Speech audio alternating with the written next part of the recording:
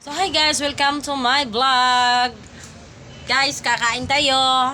So ngayon, ang ating kakainin ay kanin syempre.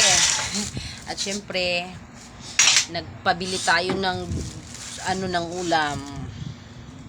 So ang ating kanin guys ay fried rice lang muna kasi may bahaw eh. Sayang naman kung itapon natin, no. Syempre, may kanin rin naman, 'di ba? At ang ating kagabi pa tong isda na pinirito. So yun, hintayin muna natin yung ating ulam na pinabili guys.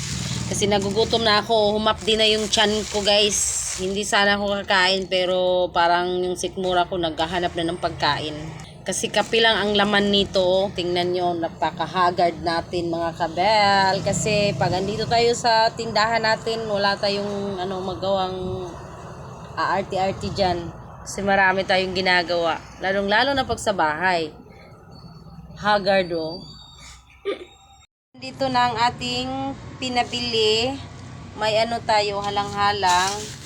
At syempre ang ating nangka. Langka, oh. 3 balot na langka. Oh, at syempre may bihon. Hindi na tayo magluto-luto pa kasi na ang luto-luto natin, oh. Sige, ready na. Kain na. Kain na tayo, guys. Yan, guys. Kainan na, mga kabel. Kainan na, oy. Win, kain na. Sige na, ka na dyan para makakain na. Sige na, guys. Oh, sarap naman ng nangka, oh. Napakasarap talaga, oh. Pag ang pinirito natin at ang sinabawan at may sausawan tayo, oh. May binigyan tayo ng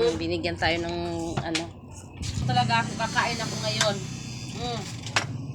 May gup siya ng sabaw.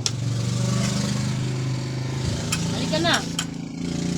Oh, di ba? So, sabayan nyo kaming kumain, guys. Maraming salamat sa inyong parating panonood sa aming vlog. At sa ating 1.5 million views na nag-viral. So, maraming salamat, guys.